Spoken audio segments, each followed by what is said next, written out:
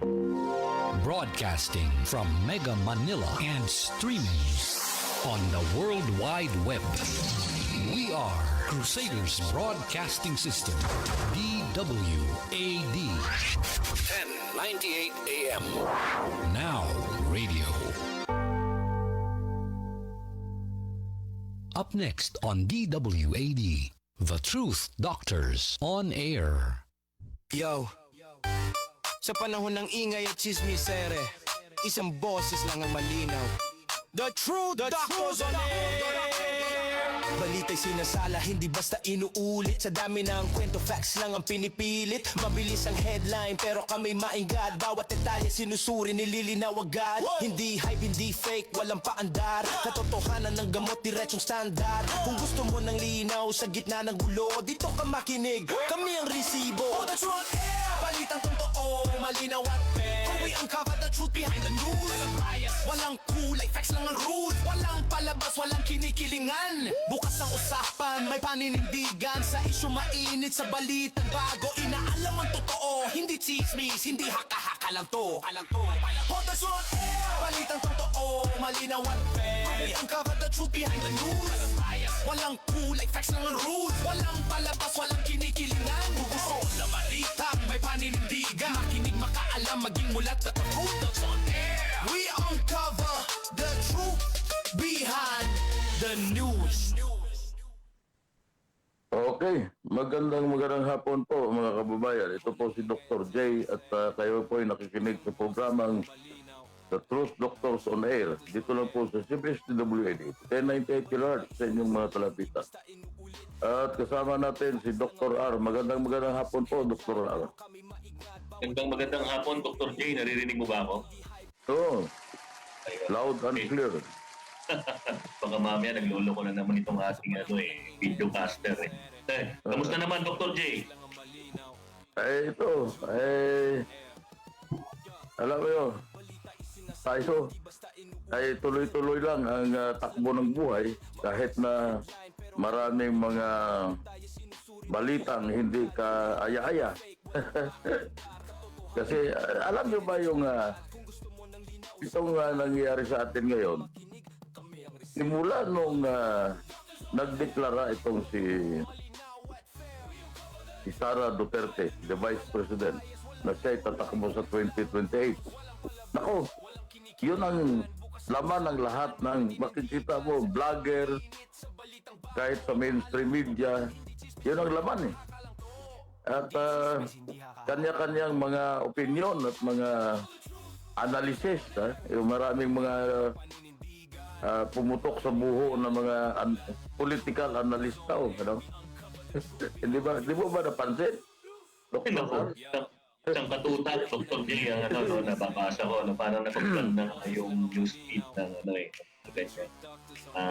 Balita, either panayam yan or nagpa-vlog yung mga ilang vloggers haka-haka at kung ano ang dahilan pupunto ang dahilan sa likod ng agang pag-announce ni Presidente na pagpunto niya bilang Presidente ng Pilipinas sa taong 2028.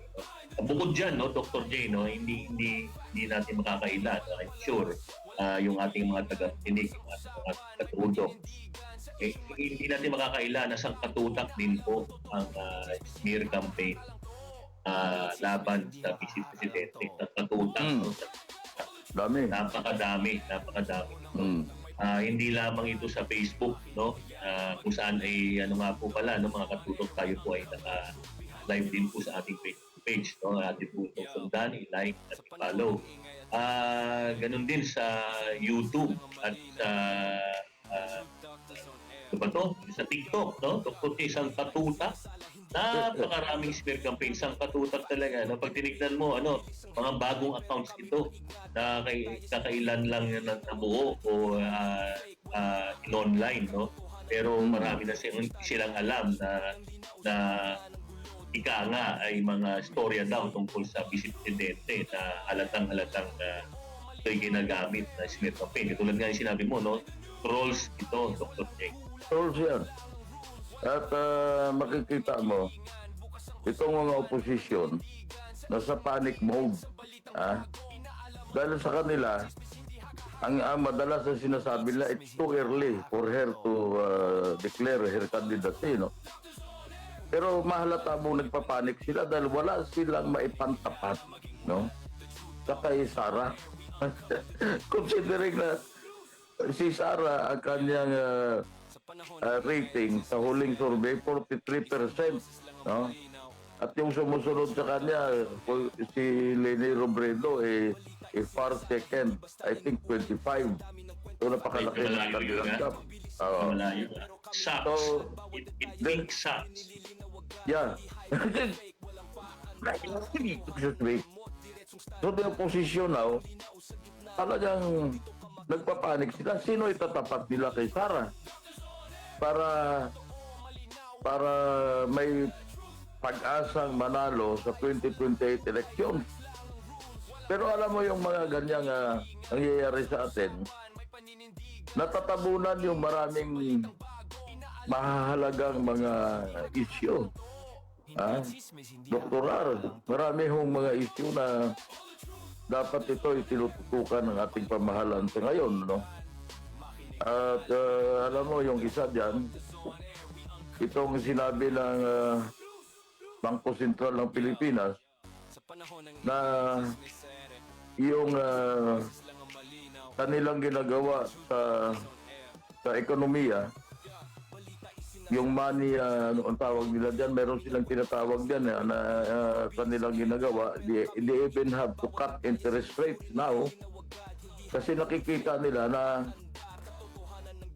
malaki ang problema sa monetary sa ekonomiya natin sa ngayon. At yun hindi ko alam kung natututukan ng ating pamahalaan.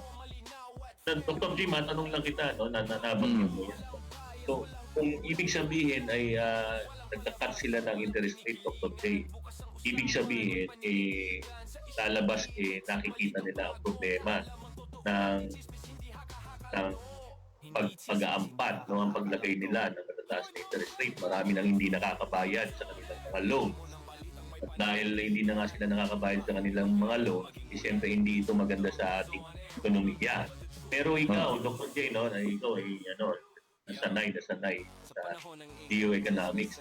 Ang totoo ba na ang aking naririnig, no, kapag marami daw tayong inuutang sa ibang bansa ay tumataas lalo ang interest rate ng mga bangko.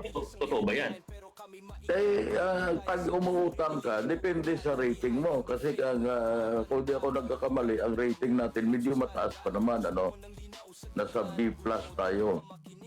At ibig sabihin yan, mas mababa pa rin ang nauutang nating interest rate. Pero itong ginagawa ng Central Bank sa ngayon, na pagbagbaba ng interest rate ng paunti-unti, ito para maghikayat sa mga negosyante na mag-invest. Kasi sabi na, binababa namin ang interest rate. So, ang mga negosyante ay hinihikayat nilang mag-invest. Kasi sa ngayon, ang tawag kasi dito sa economics, quantitative easing. Pag binaba mong interest rate, magkakaroon ngayon ng economic activity. Kaya lang, ang isa naman na epekto niyan, pag mababa ang interest rate, magkakaroon ngayon ng inflation.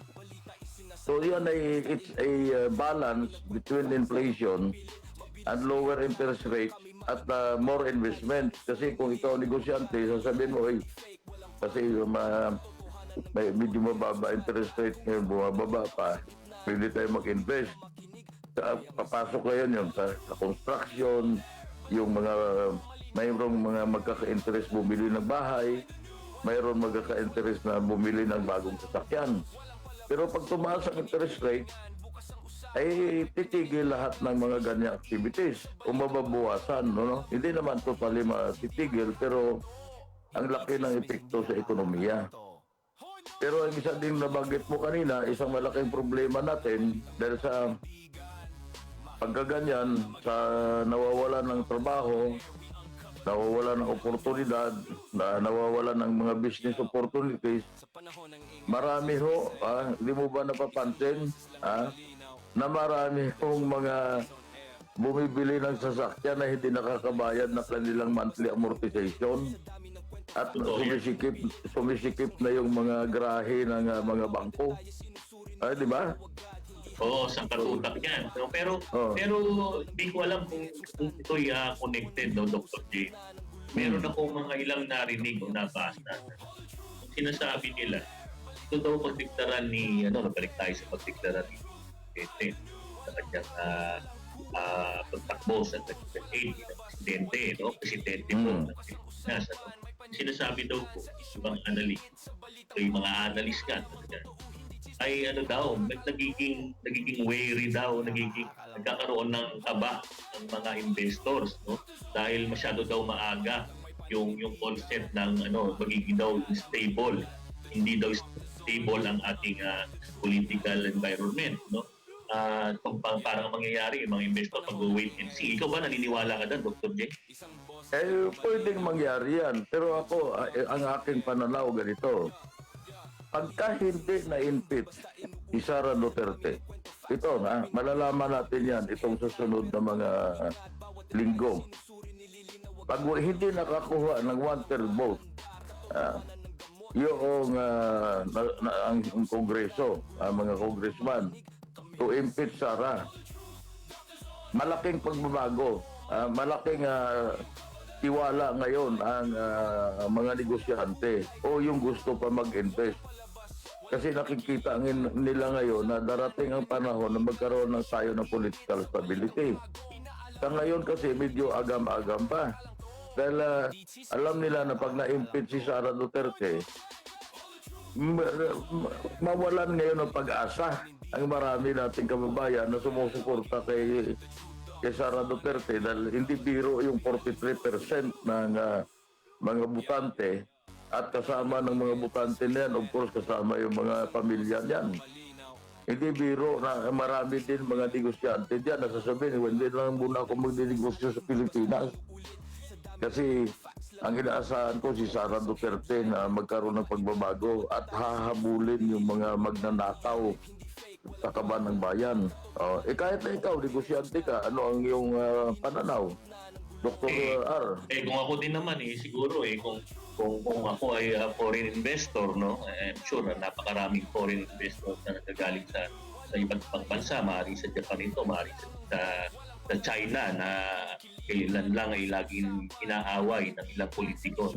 Kung ako rin doon, teka lang, mag-hold back muna ako. Kung ang investment ko ay binabato ko sa mga proyekto sa Pilipinas, in tranches, teka lang, mag-hold muna ako. Paano na lamang kung mapunta na naman ito sa ilang pirasong maleta, no? Nakakatawa, pero ito ang totoo, no? Paano kung hindi naman ito, sabihin mo na Dr. J, no? Maaaring merong kalalagyan itong mga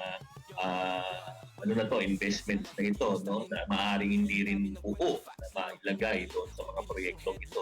Paano na lamang? Kaya ako, mag-hold back din ako kung ako isang foreign investor. Tama. Kasi ganito yan Sa economics kasi, meron yung Keynesian theory, no? Wala akong PhD sa economics, no? Ito, lilinawin natin. Ito yung pag-aralan natin sa eskwelahan. Yung Keynesian na yan, yung nagsasabi na kailangan ang gobyerno ang mangunguna sa pag-pump prime sa ekonomiya.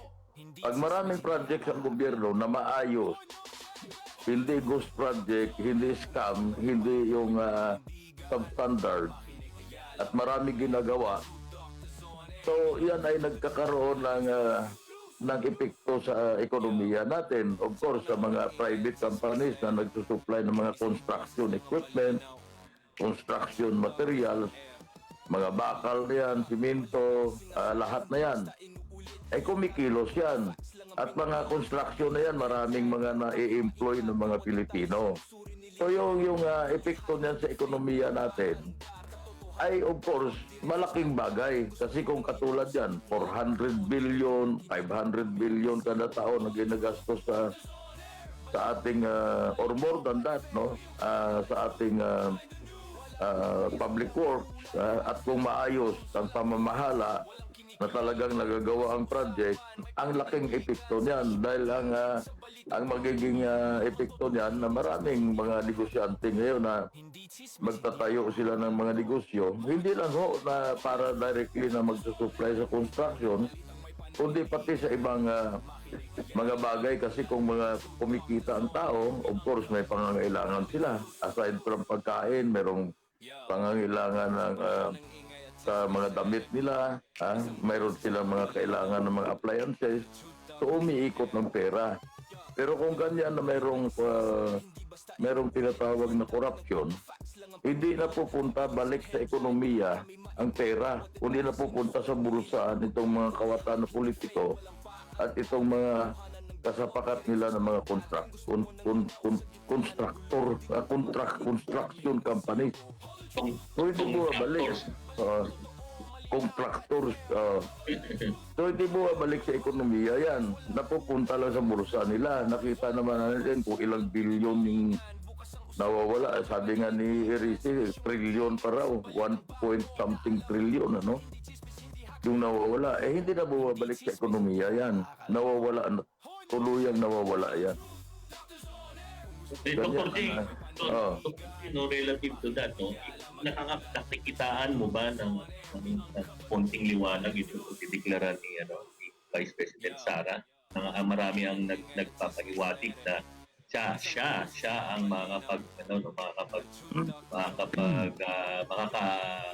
makakagawa ng mga paraan para makarecover tayo dito sa mga nangyaring skandalo na napakaraming politiko ang involved ayon din sa mga investigasyon. Ang nakikita daw nila ay si Presidente ang maaring magtayo muli sa atin, gayon din mukhang nakikita rin naman natin ayon na nga sa iyo na nako-cover up na ng ilang mga balita ang mga nangyayari na investigasyon relative dito sa flood control scandal, corruption. Medyo na-cover up na ito, Dr. J, Ang sinasabi na nga nila, teka lang, sige, antayin na lang natin yung 2028 pag si President Sara Duterte nang nakaupo. Bago na lamang niya i-prosecute o dadalhin ng mga nagnakaw sa hustisya. Anong sa tingin mo, Dr. J? Nakikitaan mo ba ito ng liwanag? Well, ganito yan. Ang sinasabi ko nga, kung hindi siya ma-impeach, itong sa susunod na buwan o linggo o buwan, yan ay magbibigay ng liwanag, ng direksyon ng ating bayan, at magbibigay yan. Kasi ang sinasabi madalas ng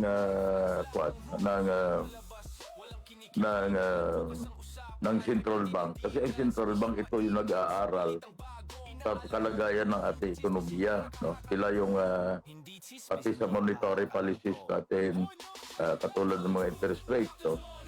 So sinasabi nila, yung outlook nila sa ito, kasi nung isang araw, ngayon ba ay 23. Noong February 19, nung last Thursday, binawasan nila ng 25 percentage points, 0.25 percentage points ang interest rate natin.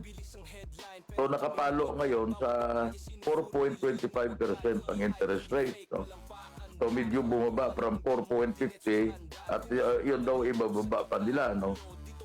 So kaya lang sinasabi nila, hindi lang pwede yung policy rate nila ang magpaayos ng ekonomiya, kundi kasama na maibalik ang confidence na sinasabi, economic confidence ng taong bayan. Kasi ang kailangan, umikot na ekonomiya, kumikita ang tao, gumagastos, kumikita, gumagastos, ganyan po ang ikot na ekonomiya. So sa kanila, dahil bumagsak din ang gross domestic product, noong fourth quarter noong 2025 na imbes na inaasahan ng gobyerno natin na 5.6%, naging 3% lang. Ang laking epekto niyan sa ekonomiya.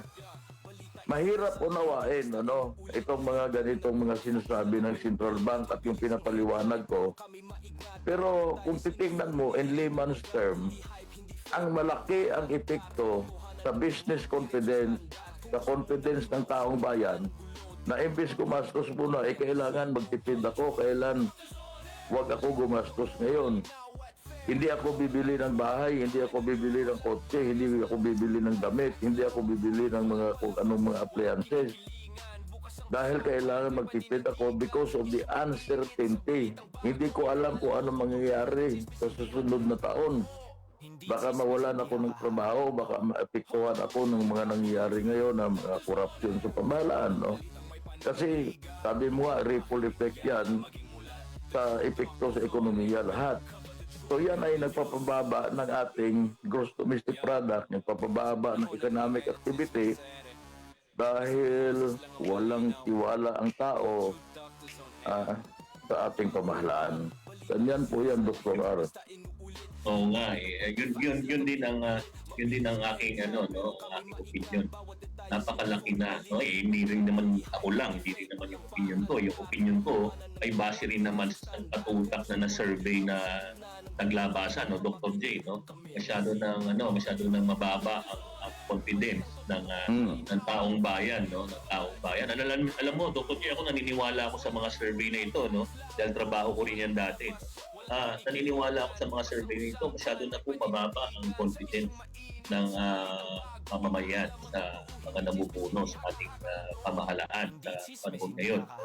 Kaya sinasabi na rin nila, lalo na yung mga naniniwala sa will at sa dedikasyon nitong Vice Presidente Sara Duterte na siya ang magtatayo muli sa atin, lagpak na lagpak naman talaga tayo, Dr. J, sobrang medyo kaninang umaga, sa totoo lang, hindi ko alam kung nakita mo yung Facebook ko. Dasal na yung pinost ko parang gigil na ako parang hirap na tayo mga Pilipino, Hindi ko siyempre ka Ako nararamdaman ko yun hindi lang sa atin alalahanin natin meron tayong mga anak, may mga generation na susunod at sisiguraduhin ko na kung ganito lang ang tatakbo ng gobyerno natin tapos sa 2028 ganito na naman wala na namang tiwala ang tao at magkakaroon na naman ng ganitong mga korupsyon. Alam mo, Dr. J, hindi na naman tayo mga bata, hindi naman tayo pinanganak kanina o kahapon. Hindi lamang ito nangyayari doon sa DPWH, Hindi lang nangyayari ang korupsyon sa DPWH. Isang katutak na ahensya ang maaring laganap ang korupsyon So paano na yung mga next generation, yung mga anak natin, mga apo natin, ano pa kaya ang presyo ng bigas mga 5 years from now, baka ngayon ay nasa 55, baka 5 years from now ay 130 pesos na ang isang kilo kaya natutuwa ako sa mga kwento ng mga matatanda ang bigas dati sinasalok parang mas maganda pa yata nung panahon ng mga unang namumuno medyo mas magaang pa ang buhay. Pero ngayon talaga, Dr. J, ramdam na ramdam ko ang hirap ng tao, ng katutak, ang maangal. Nag-run sila sa Facebook. Yung iba siguro napagod na lang, hindi na nila pinapansin. Hindi ako naniniwala na itong mga taong ito ay walang pakialam. Maaring napagod na sila, Dr. J.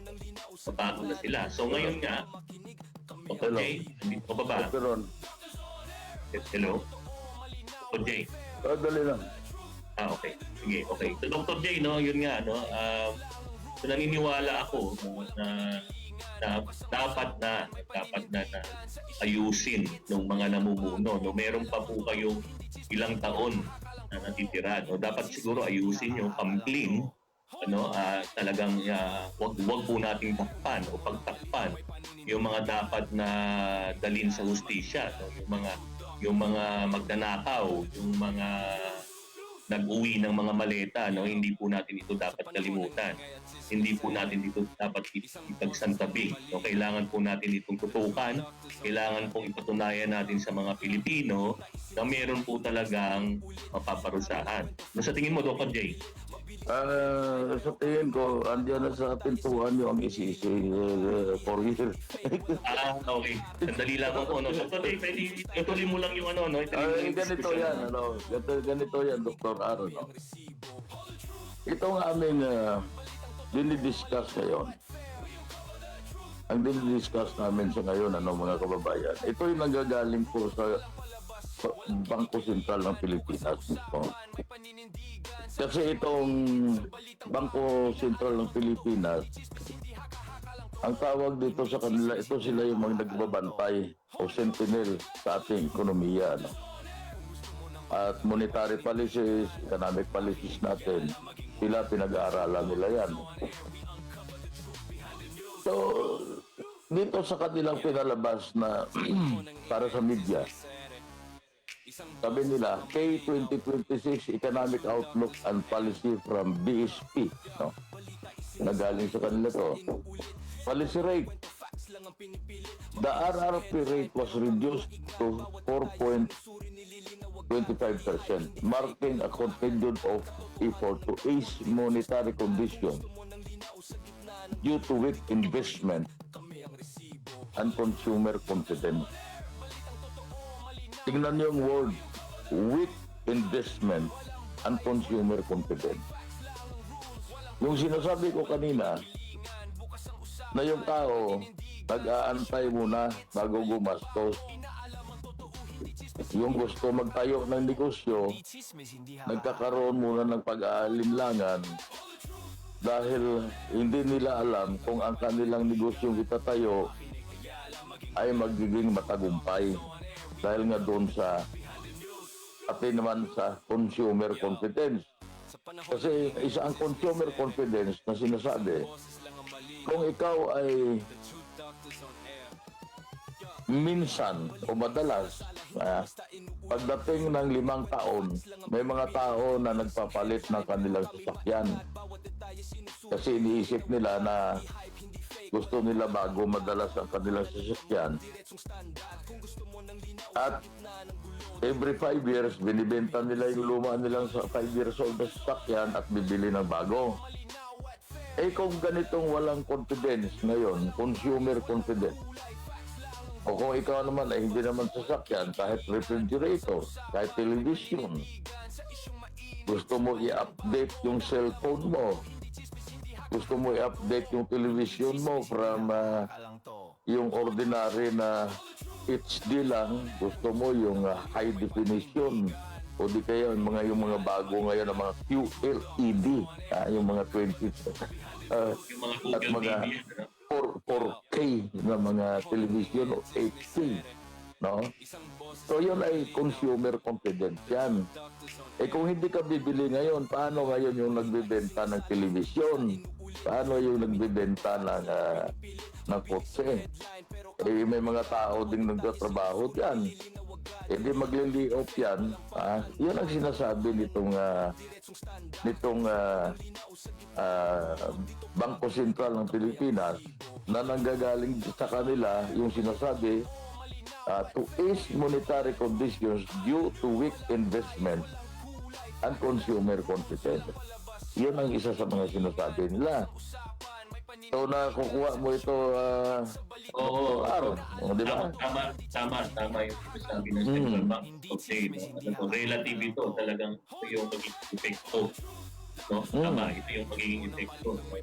Yung ganyan na mga nangyayari sa ating lalo na dyan sa Pinas. Sa kanila nagagaling to eh. So ayaw lang nila sabihin na bagsak ang ating ekonomiya. Pinahaba lang nila, pinalabok lang ito. Pinahaba lang nila. Kasi pag bumagsak ang gross domestic product mo, ang epekto niyan, pag ikaw nga ay nag-below, continuing ang pagbagsak ng GDP, for 3 consecutive months o 2 quarters at 2 quarters. Rescission yan. So, ang BSP pa, medyo may palabok pa yung sinasabi, no? Na ayaw lang nila na mabulaga ang taong bayan. Ayaw nila diretsyo na, oy, mga kababayan, magtipid kayo, ha? Kasi ang ating ekonomiya na nanganganib na baka bumagsak kasi ang taas ng ating ng utang ng Pilipinas at ang dami nating binabayaran na utang. Tapos ang pag wala kasing investment at consumer confidence bababa, ay di wala ding value added tax. Ang taxation mo ngayon bagsak din, di ba? Ha? Dr. J, bago tayo magpatuloy, no? Mag-station break na tayo. Sige. Nililinaw agad, hindi hype, hindi fake, walang paandar. Katotohanan ng gamot, diretsong standard. Kung gusto mo ng linaw sa gitna ng gulo, dito ka Broadcasting from Mega Manila and streaming on the World Wide Web. We are Crusaders Broadcasting System, DWAD. 1098 AM. Now radio. Okay. Nakikinig po kayo sa programang The Truth Doctors on Air. Dito lang po sa CBS DWAD. 1098 kHz sa inyong mga talapitan. At ang oras po ay alas 12:30 ng Lunes ng hapon. Dr. J. Dr. R. Dr. J, no, mabalik ako, no. So nakikita natin, no. Ako, personal opinion, tingin ko dapat na kung hindi hindi gagalaw itong mga namumuno kayo, kailangan na po talaga kayong palitan, no? Kailangan po namin ng mga taong magsiservisyo dito sa bayan kasi ako tingin ko, Dr. T, palagpak na tayo ng palagpak, no? Yun po yung aking opinion. Hanggang wala sa mga taong ito ang puso ng pagsiservisyo, yung totoong serbisyo, naku, wala itong mangyayari sa bayan natin, Dr. T. Yung opinion mo, sinusuportahan ka ng Bangko Sentral. Sa totoo lang. Dahil ito naman ang sinasabi ng Bangko Sentral, no? Economic growth. The BSP projects 2026 GDP growth at 4.6%. Below the government's 5 to 6% target. Following a 4.4% growth in 2025, hindi nila inabot yung target nila. So yung sinasabi mo, inakatigan ka ng Bangko Sentral. Ang inflation is expected to be higher, averaging 3.6% in 2026 due to electricity, rice, and oil prices. So, ang rice kasama, ibig sabihin, tumataas ang presyo ng bigas. Yun ang sinasabi ng Central Bank. Dr. J, medyo nawala po si Dr. J. Yun nga po, ang sinasabi po niya na maraming tumataas ng presyo ng pangunahing bilihin at mga ginagamit po natin. posing. Medyo nawala ka kanina, Dr. J. Nawala ako. Okay. Anong outlook? While further easing is possible, the central bank is cautious, potentially posing to assess the impact of previous cuts with future moves, depending on the recovery of economic confidence. Paulit-ulit na sinasabi ang word na confidence. Kaya napakahirap yan, no? Kailangan talaga, no? Yung katulad na lamang sa paggamit mo ng isang bagay. Yan, refrigerator, kaya kung wala kang confidence sa particular na brand na yun, hindi mo talaga bibilin yun. So ako, naniniwala ako, napapanahon na mapalitan ng mas maayos na liderato ang ating gobyerno, no? Para naman makatayo-tayo naman tayo. yung tao sana na magsiservisyo. Ano tingin mo yan, Dr. J? No? Servisyo. Being a democratic country, the only democratic way to change a leader is through elections. No? So, kaya nga, yan ang katulad ni Sara Duterte, malaki ang tiwala niya na ang pagbabago ay sa pamamagitan ng eleksyon. Kaya siya ay nagdeklara na kaagad, no? Malayo pa, andyan ang kanyang deklarasyon. At siya ay para naman maipakita sa taong bayan ang kanyang sinseridad na gusto niya rin ang pagbabago sa ating bansa, no? At mapalitan na, alam mo, yun lang ang paraan eh. Talagang hindi pwede yung extra-constitutional at kahit tayo siguro hindi tayo papayag dyan sa extra-constitutional kasi alam nyo, magulo yan, no? So anyway, bago tayo natin ituloy yan, ikaw katulad yan sa iyo, Dr. Ab, ikaw bumibili ka ng sasakyan, no? Pag bumili ka ng sasakyan, pag pinaghahandaan mo ng pera yan, di ba, Dr. Ar? Oo, totoo. Hindi naman lumalabas sa pera sa mga ilong natin, Dr. J. Totoo. Kaya nga, may confidence ka nga na bumili. Di ba, last time bumili ka ng, ano yung sasakyan binili mo? Ayun ba yung huling pinakita ko sa iyo sa stasyon? Oo. Yung puti, oh. Oo, na nai-start dito sa gamit lang ang relos, no?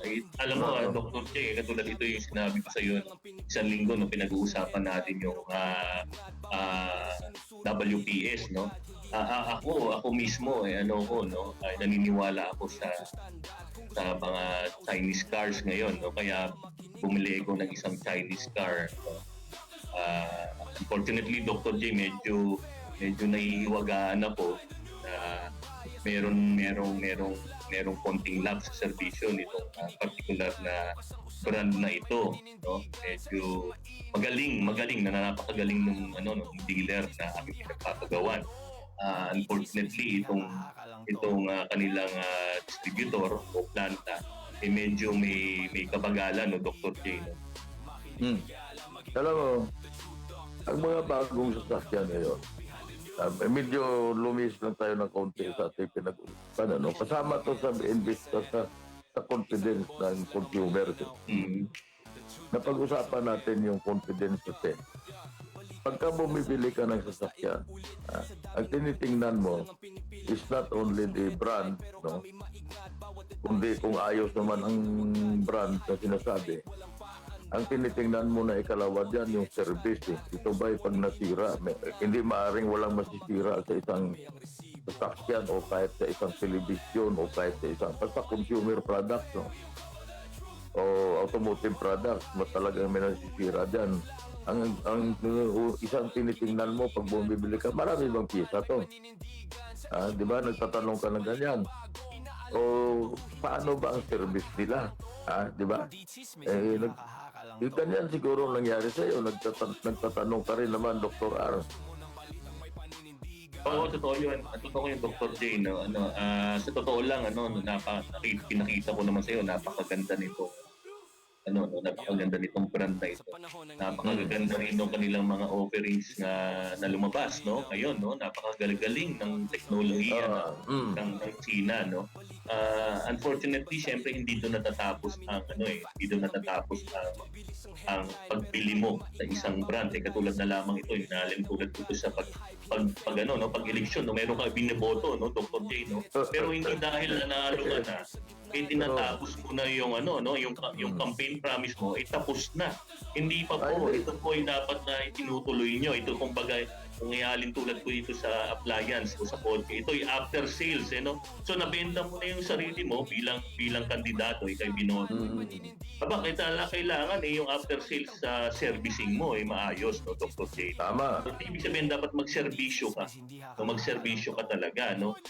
Ako sa totoo lang, yun nga, meron akong medyo ako may agam-agam na tuloy dito sa particular na brand na ito, na naiiya tuloy ako sa sarili ko. Dahil pag malaki ko pa sa ito nung huling Miyerkules, nung huling Miyerkules ito napakita sa iyo, no?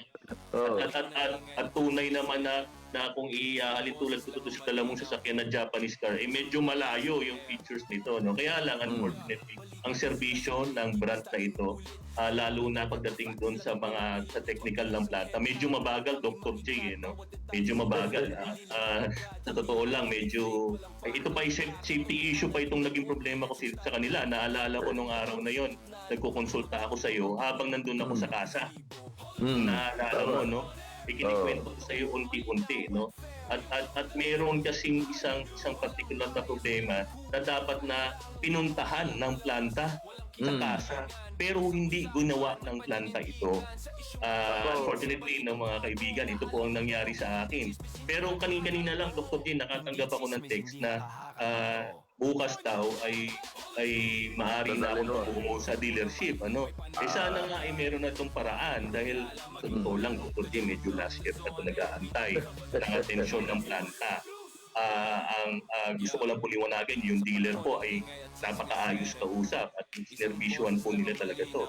Unfortunately po, itong planta na ito, sa totoo lang po, mabagal po ang technical team nito. Masakit mang sabihin. Hindi ko muna babanggitin, Dr. J, yung brand, no? Kasi gusto ko makita kung magagawa nila ito ng paraan. Ay, huwag mo nang banggitin muna. Pero sa tingin ko po, oo, Dr. J, no? Ganun din yun sa politika, no? Hindi ibig sabihin na ibinoto na natin yung tao, tapos natingga na yung mga services ng pamahalaan sa ating mga mamamayan, hindi na tayo pwede mag-ingay. Karapatan po natin yun, mga kababayan. Kaya ako, Dr. R, no? Di pa ako bumibili ng Chinese ako ay Korean o di kaya Japanese brand, no? Dahil sa karanasan ko, actually, di ba, meron akong dalawang Japanese brand na brand new na binili. At yung isa nga bininta ko na. Pero wala akong naranasan na sa servicing nagkaroon hindi maaaring ang sasakyan hindi magkakaroon ng kaunting problema eh. Pero ako sa karanasan ko sa Japanese brand, kaagad nang sinabi na may ganito may kunting glitch sa ganito, no? Alam mo naman yung ngayon mga bagong sasakyan, may mga computer yan, di ba? So, may glitch, yung fuel gauge, naka-full tank ka pero nakalagay pa rin siya sa empty. Kasi mga bagong mga digital ang kanilang ginagamit eh. Nang sinabi ko yan doon sa service, kaagad nag-schedule sila ng kung kailan mo dadalhin, anong oras, anong araw mo dadalhin. Pagdala doon, kaagad nilang ginawa, mayroon silang kaagad na piyesa na available. The next day, tumawag na, sir, ayos na ho, na-testing na namin, may mga computer, kung ano-ano mga ginawa sa no? So, ibig ko sabihin, mabilis. Kaya ang tiwala mo sa brand, nagtitiwala ka dahil pagdating sa service, mabilis sila mag-service. Pero kung ganyan sa karanasan mo, na nung isang taon mo pa nireklamo ang problema, bukas ka palang tinawagan na ayusin, ay klaseng service yan. So tungkol dito nga, no, katulad ng sinasabi mo, ganun din po sa mga namumuno sa gobyerno. Hindi po natin binoto na ngayon, no? Tapos na po ang trabaho ninyo. Hindi po na natatapos. Yes. Kayo po ay inaasahan na magserbisyo. Alam niyo po, sa mga panahon na hindi po kayo umaaksyon sa mga bagay na mga nirereklamo ng inyong mga mga pinamumunuan influence. Sila po ay nagsasuffer, no, Dr. J, no, katulad na sinabi mo sa akin, alam mo naman yung kwento, no? Yung particular na component dito sa sakyan na to, no, last year pa, no, ang sabi ay kailangan puntahan ng planta dahil sila lang ang makakapag-correct nito, no. So for some reason, no, Dr. J, no, siguro mag-isang buwan na yata yun, ng mga 3 linggo isang buwan.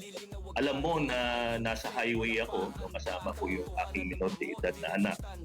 Bigla na lamang itong ng limp mode habang nag-o-overtake ako. Delikado yan. Oo, no, ito ay matter of safety, no. Ganun din po ito sa mga politiko, no. Hindi pwede na pinababayaan niyo na lang tapos nagsasay. Yun na nga ang nangyari sa flood control projects natin, ano. Ang sa politiko kasi ganito, Dr. Are. Sa politiko kasi, pagka sila nahalal, ang kanilang attitude na doon sa mga tao na hinalal sila, ano lang kayo, pang 2,000 lang kayo. So nabigyan namin kayo ng pera, ba't pa kayo magdidemand ng magandang serbisyo mula sa amin? Ito na Magdidemand Dr. J, pa kayo no? ng honest na serbisyo. Ito nga, Nakatikim na kayo ng 2,000. Ito na nga may nag-text sa akin, ang sinabi naman daw ay nangako na sila, kailangan pa daw pa rin yung pangako nila. Kaya nabigyan na nga kayo nabili na namin buto nyo. Gusto pa nyo, yung project na gagawin namin, di kami kinabang. So yan ang attitude ng mga politiko. At dito na kami, nakaupo na kami. Nabasa ko ngayon yung babaeng nagminura si Sara Duterte, di ba? Parang dumaan yun sa newsfeed ko ng isang linggo. Ito ba'y totoo, Dr. J? Nakita ko, maraming nasa news yan nakita ko sa vlog ng mga na sinabi niya na minura pa niya si Sara Duterte, tapos sinabi niya pagdating dito sa Surigao, amin ito. Parang gano'n ang gesture ng pagkasalita, na amin ito. Para bang may ownership sila doon sa kanilang distrito. So ganyan ang attitude ng maraming nating mga kababayan na mga politiko na total ang sinasabi na nabigyan na namin kayo ng pera Bakit? Kailangan pa nyo ng serbisyo namin? Ayun na nga, no? Yung ganyan mga attitude, Dr. J, ang dapat nating i-eliminate, no? Dapat nating tanggalin. Dapat po tayo mga bumuboto. Dapat po we should have learned a lot already for several years na po, no? Dapat meron na tayo natutuhan. At yung mga natutuhan po natin, hindi naman pwede na natutuhan mo ngayon, pwede naman uling matutunan sa susunod na eleksyon. Hindi po gano'n, no? Kaya ako po naniniwala, no, na dapat yung susunod na liderato, kung si Sara Duterte man po, yung vice-presidente ay manalo na presidente ng Pilipinas sa 2020. Dapat po yung pamahalaan ni Presidente Sara Duterte ay hindi lamang po natatapos dun sa eleksyon, kundi po yung tunay na serbisyo. Ang ano nga nila, Dr. J, di ba, ang kanilang tagline is tapang at malasakit. So yung doon ako mas interesado, Dr. J, sa malasakit, no? Pero yung tapang pwede rin, no? Itapang dahil maaaring sa panahon na lamang na pag nanalo si Sara Duterte, Vice Presidente bilang Pangulo, baka doon pa lamang maparusahan ang mga nagnakaw sa kaban ng bayan dito po relative sa flood control projects na ito. At alam nyo, yung susuungin ni Sara Duterte, just in case, sinasabi natin na siya ay manalo sa 2028 at siya maging Pangulo. Hindi biro po ang kanyang haharapin na problema at ang kanyang mga kasama. Napakalaki ng problemang haharapin. Tumataas ang utang ng ating bansa. Tumataas yung unemployment rate. Walang pumapasok masyado ng mga investors sa Pilipinas. Mismo ang local investors natin nagwe-wait and see. Walang bagong mga investment. Walang employment opportunity sa atin. Ang daming problema po na haharapin ng isang bagong presidente kung hindi ho itong susunod na taon, itong taon na to na magkaroon po ng pagbangon ng ating ekonomiya. Dahil andyan po yung nakaamba ngayon ang pagtaas ng presyo ng langis, no? Na baka umabot daw ng $150 per barrel. At kung umabot yan sa $150 per barrel, baka umabot ng 100 pesos per liter ang gasolina sa atin. Kasi andyan ngayon yung malapit yung armada ng United States na nakaharap po sa Iran. At baka yan ang pagmulan ng isang malawakang gira sa buong mundo, no? Nakakatakot na manalangin tayo na sana huwag matuloy, ano? At kasama pa diyan yung problema natin sa Pilipinas, ito pong yung mga scam na yan, yung mga kurakot na ginagawa ng mga nasa pamahalaan natin mismo, no? So yun ay napakalaki ng problema natin, mga kababayan, ano? At iyan pa, alam mo, Dr. R, magdudulot pa yan uli ng sinasabi na consumer, walang confidence ang consumer kasi matatakot ka eh. Imbis na bumili ka ng kung anong bagay, ibahanda mo yung pera mo o para sa pambili ng pagkain. Dahil pag tumaas ang presyo ng langis, ay magkano kaya presyo ng bigas, Dr. R? Ayun na nga, no? Ay, baka akala kasi ng ating mga tagapakinig, no? Na porket langis lang ang tataas, hindi tataas ng ibang consumer goods, no? Relative po ito, no? Pag tumataas ang langis, binabiyahe po ito. Yung mga gulay ninyo, no? Galing Baguio, ay binabiyahe po papuntang Maynila. Kung mataas po ang gasolina, naturalmente po, natataas ang presyo ng inyong mga gulay. Hindi lamang po ito, baka sasabihin ng mga may kotse na katulad ko, no, na kinakabahan na tuloy ako doon sa kotse na ginagamit ko, Dr. J. Pero dapat po, no, ang hindi pa rin ako magsasakay ng Grab dahil hindi porket wala na akong gagamitin gasolina dahil hindi na ako magmamaneho, ay hindi pwedeng hindi tumaas ang presyo ng ng fares ng Grab, ano? So lahat ito ay relatibo, no? So alam mo, sa totoo lang, Dr. T, hirap na ang mga Pilipino. Ito ay fact, hindi po ito opinion. Nahihirapan na po tayo. Napakarami pong nag-suffer dito sa mga pagbaha. May mga namatay, may mga nasira ang mga bahay. Sa tingin niyo po ba ay nakatayo na silang uli? Hindi pa po. Malapit na uling magtag-ulan. Malapit na po uli. So, ibig sabihin, idindaan na lang sa limot itong flood control scandal na ito. Hindi pwede kasi dapat may managot. Dapat may managot. Ayun na nga, Dr. J, no, ako natutuwa naman ako dun sa mga nababasa ko na meron na raw napipintong maging kapareha ni Vice Presidente Sara Duterte, no, tatakbo naman ang Vice Presidente sa 2028. At ang initials daw ay RM, no? Hindi ko maintindihan. Baka ikaw yun. Ako na nga yun siguro, Dr. J, ako yung suportahan eh. Sisiguraduhin ko na una kung gagawin, ipapakulong ko itong mga nagnakaw sa kaban ng bayan.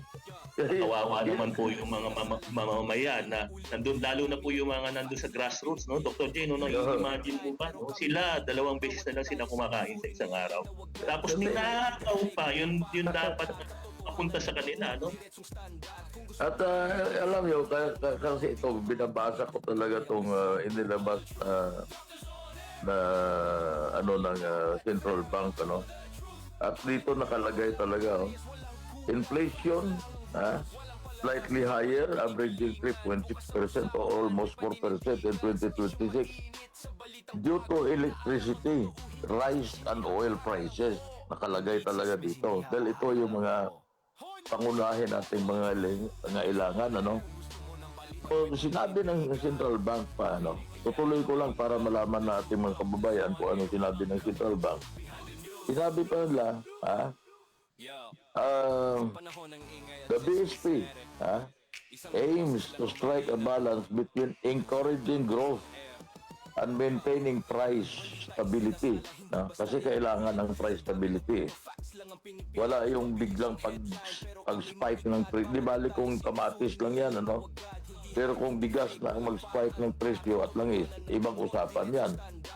Acknowledging that interest rate cuts alone may not fully revive the economy without stronger government spending.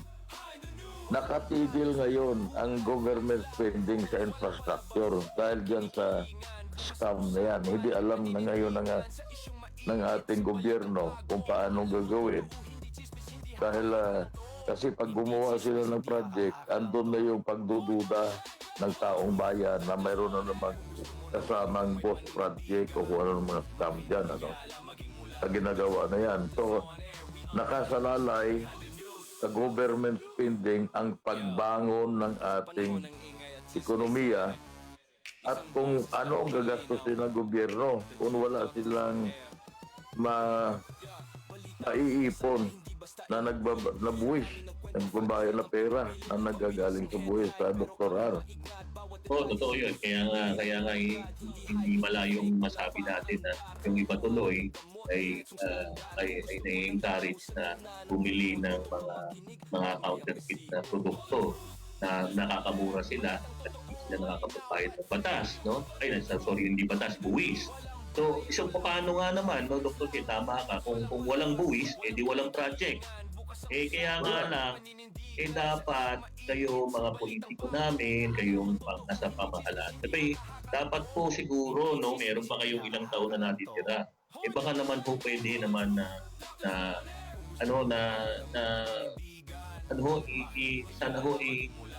may mawala naman yung mga kaba sa aming mga dibdib na kayo po ay totoong magsiservisyo at hindi mangungurakot lamang. Yun ang problema kasi natin, Dr. T, sa totoo lang.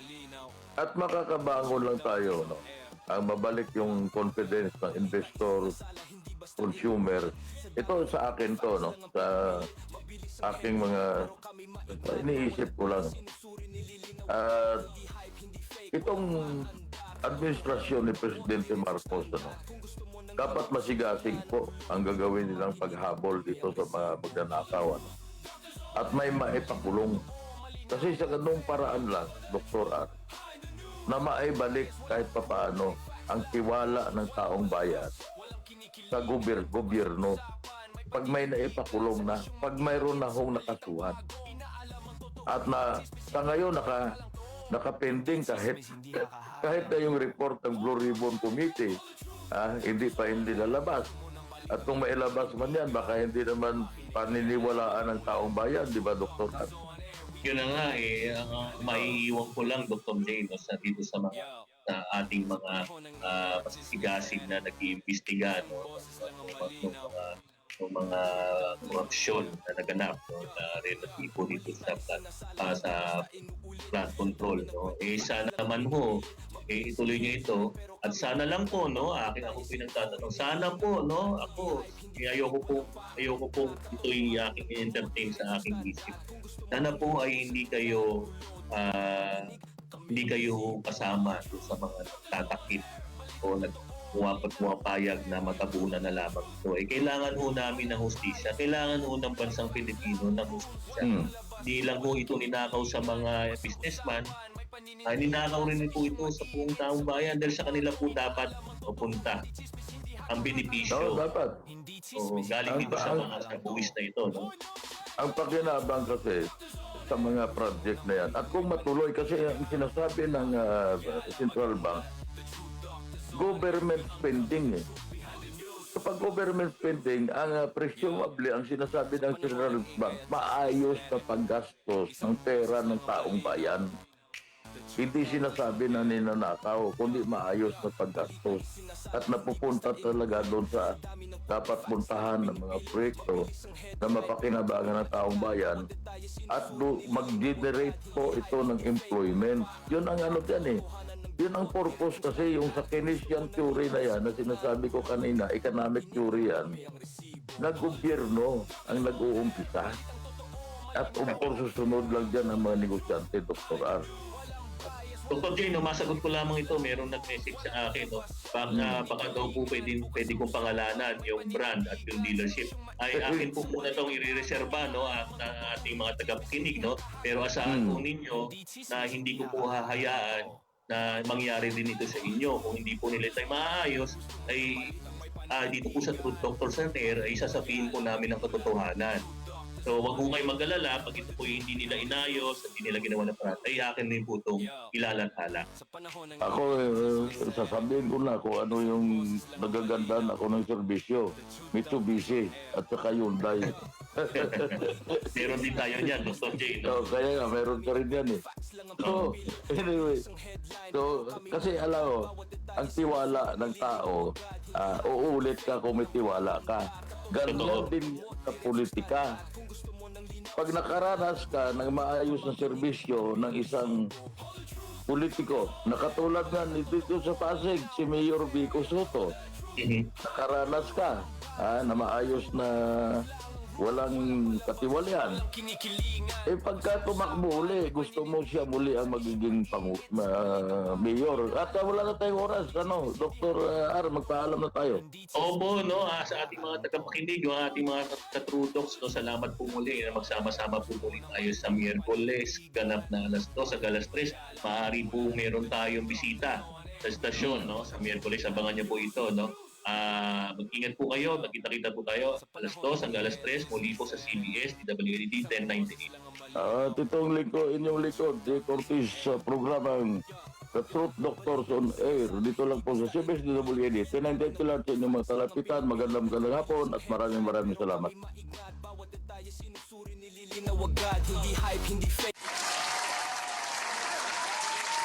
Yo, sa panahon ng ingay at sismis, isang boses